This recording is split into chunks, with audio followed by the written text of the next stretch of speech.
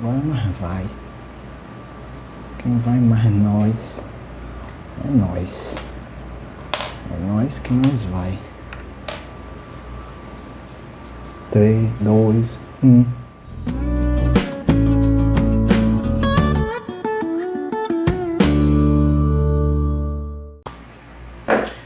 E aí pessoal, tudo bom com vocês? Bem, hoje nós vamos começar nosso curso de análise real, certo? E o primeiro capítulo, o primeiro grande tópico que a gente vai considerar é a topologia da reta, certo? Vejam, a ideia de topologia os conceitos e as propriedades que a gente vê em topologia são os que nos permitem estudar a ideia de limites, continuidade. E na verdade, essa ideia de topologia, ela vale em contextos mais gerais e inclusive são elas que nos permitem definir limites e continuidade também em contextos mais gerais, tá bom? Alguns desses conceitos são necessários para a gente definir limites aqui, continuidade e o resto dos assuntos de análise, tá bom? Outros, por si só, já são bastante importantes para que a gente entenda direito, entenda melhor algumas propriedades do conjunto R, né? E aí tem uma coisa que eu queria já chamar a atenção para vocês, é que nessa parte de topologia, na verdade, muito provavelmente, em todo aqui o curso, a gente vai usar muito o apelo geométrico, e nessa parte de topologia que vai ser mais ainda. Veja que eu estou chamando de topologia da reta, isso já é uma coisa que eu já estou apelando para a geometria, né? Então vou ver R como uma reta e vou ver os números reais como pontos, certo? Isso porque vai ajudar bastante, eu já falei, né? Essa interpretação para a gente poder ter ideias das demonstrações e também para entender melhor as próprias propriedades. Muitas vezes vocês vão ver que eu vou falar assim, olha, o intervalo centrado em tal ponto e de raio epsilon. Tá? Isso porque eu estou pensando como se fosse uma bola, né? Tudo bem que é na reta, vai ficar um intervalo aberto, um intervalo se for aberto ou fechado, se a bola é fechada ou aberta, né? E esses apelos são que vão ajudar a gente a entender melhor as propriedades e também ter ideias para as demonstrações, tá bom?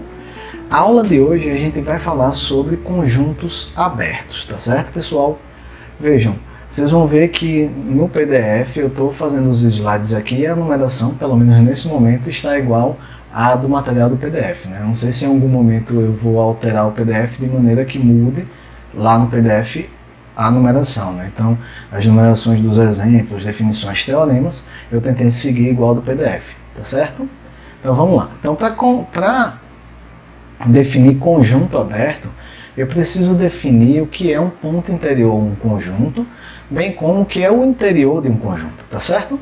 Bem, e aí, primeira coisa, antes de definir, eu sempre faço isso com os meus alunos, antes mesmo de definir, eu tento levantar uma discussão apenas pelo termo. Por exemplo, eu quero saber aqui se vocês acham que o número 1/3, o ponto 1/3, se ele está no interior do intervalo fechado de 0 até 1.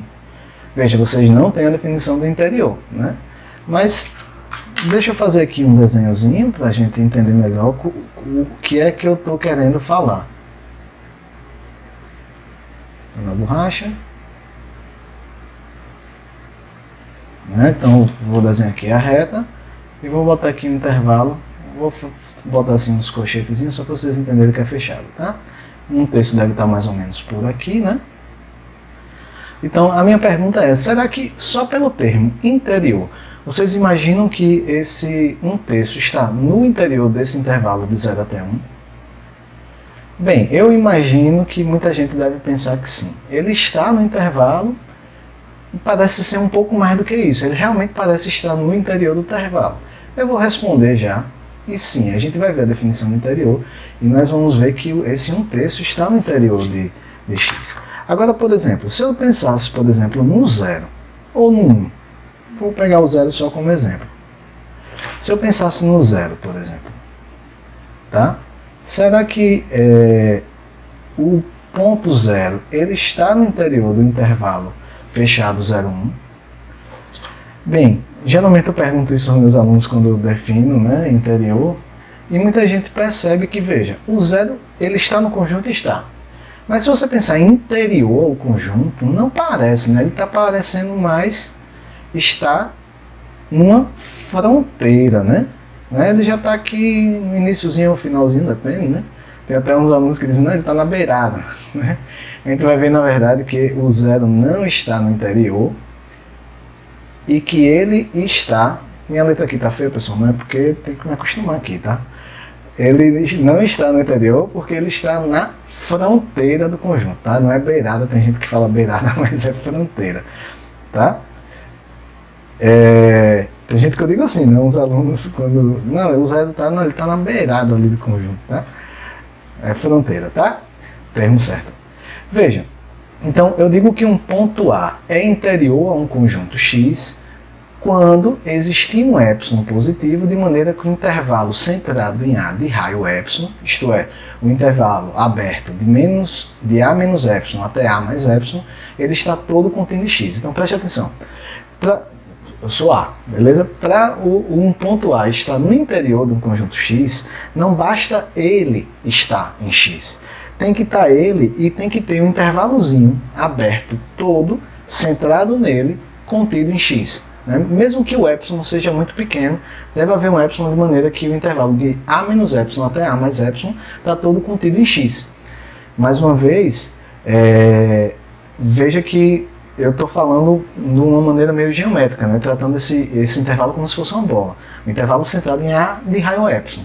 Bem, de uma forma menos formal, A interior, A é interior, é um ponto interior de X ou pertence ao interior de X, se todos os pontos suficientemente próximos dele estão todos contidos em X. Veja, quando eu digo suficientemente próximos é porque pode ser um epsilon muito pequenininho, mas vai ter que existir uma bolinha que está todo mundo lá dentro, tá certo? Tanto A quanto todo mundo desse intervalozinho, centrado em A de raio epsilon.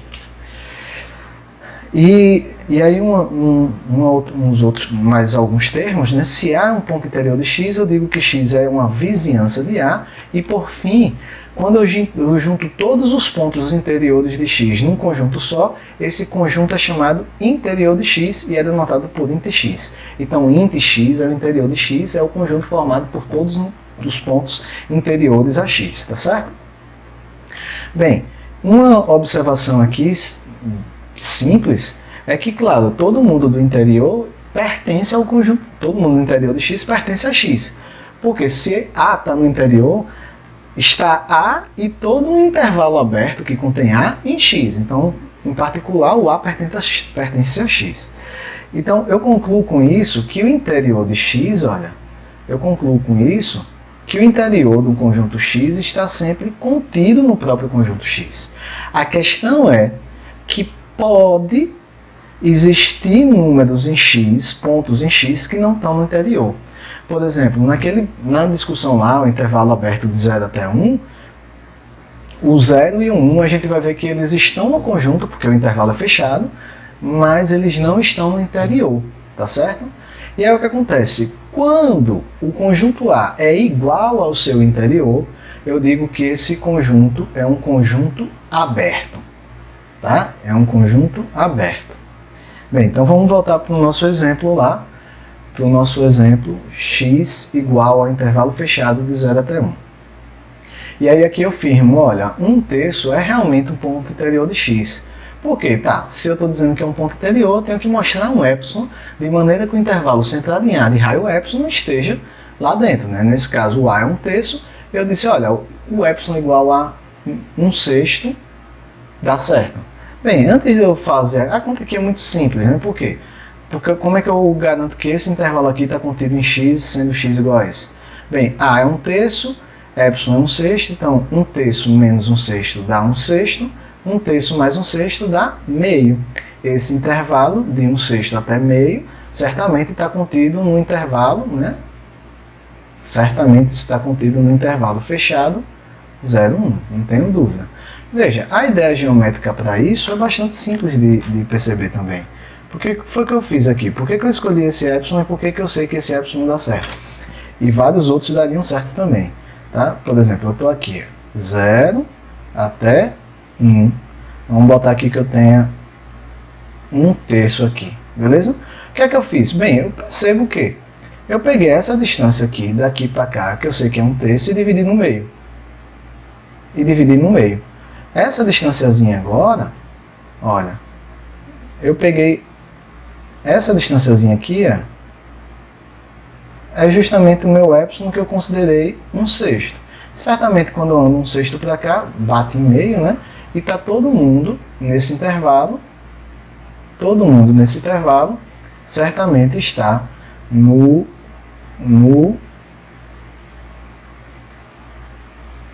conjunto X, que é o intervalo fechado de 0 até 1. Tá? Você veria outros épsilons, com certeza. Qualquer epsilon menor do que 1/6 você veria, óbvio.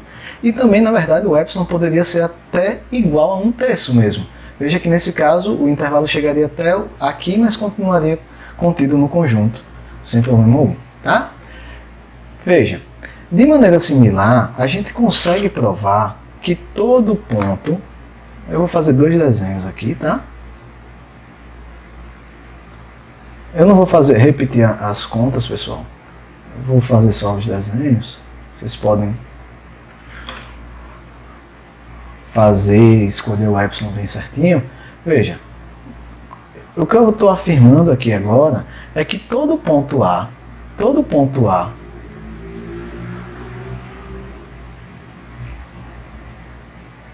deixa eu fazer aqui o desenho e aí eu começo. O que eu estou dizendo é que todo ponto A, no intervalo aberto 0, 1, no aberto, certo? Todo ponto A no intervalo aberto 0 e 1 pertence ao interior do intervalo fechado 0, 1. Eu peguei naquele momento 1/3, mas pode ser qualquer um. Eu estou dizendo aqui, olha, para provar isso, divida aí em 2 casos, tá? Mas nem, assim, dá para escrever de uma maneira geral, mas por exemplo, se o A for menor do que meio, sei lá, vamos botar um A aqui. O A está aqui. Beleza? O que é que eu faço? Bem, é só perceber do mesmo jeito que eu fiz antes, olha. Essa distância daqui para cá é A. Se eu tomar um epsilon menor do que essa distância, já vai funcionar com certeza. Então, por exemplo, se eu tomo aqui o epsilon igual a metade dessa distanciazinha, olha, se eu pego um marco aqui e marco aqui, onde isso aqui, essa distância, seria o meu epsilon igual a sobre 2, certamente esse intervalozinho está todo contido no intervalo fechado 0, 1. Não tenho dúvida disso. Bem, de maneira similar, o que você tem que perceber é, tá, e se o A for maior do que meio? Aqui está o meio, tá? É porque nesse caso você tem que se preocupar que com essa distância do A até o 1, né? Porque essa distância é menor do que a do A até o 0. Então, por exemplo, essa distância daqui para cá é quanto? Essa distância é 1 menos A, beleza? Mas se eu divido isso aqui no meio, por exemplo, eu estou pegando no meio só para ser simples, tá, pessoal? Pegar aqui no meio, por exemplo, mais ou menos, essa distanciazinha aqui agora, olha, essa minha distanciazinha aqui agora, daqui para cá, que seria meu epsilon, é igual a quanto? A 1 menos A, que seria a distância do A até o 1, dividido por 2. Beleza? E certamente todo esse intervalozinho aqui está contido no conjunto X. Então, dessa forma, eu consigo provar que todo mundo no intervalo aberto 0, 1 está no interior do intervalo fechado 0, 1. Beleza? Veja que o interior de um conjunto sempre está contido no conjunto. Eu já provei que no intervalo fechado 0, 1, todo mundo do intervalo aberto 0, 1 está no interior. Eu só preciso analisar agora 2 caras, o 0 e o 1, para poder determinar quem é o interior desse conjunto X. Eu só preciso analisar agora o 0 e 1. Será que eles estão ou não estão no interior? Eu já falei para vocês no início que eles não estão. Eu vou provar agora que eles não estão. Deixa eu já fazer a ideia geométrica para vocês perceberem o porquê que eles não estão. Tá? Eu vou fazer mais uma vez 2 desenhozinhos. Olha, pessoal, desenho não prova nada. Aqui, o desenho aqui é só para vocês terem a intuição do que a gente tem que escrever, tá? Ou do que a gente está escrevendo. Mas de qualquer forma é importante ter. Eu fiz um desenho muito lá embaixo, nem estava prestando atenção. É importante a gente perceber a ideia geométrica, né? Mesmo que o desenho aqui não prove nada, é importante a gente saber o que está acontecendo geometricamente, porque isso nos auxilia bastante. Veja só, então vou botar aqui, intervalo fechado, eita que isso é muito feio. O intervalo fechado, 0, 1.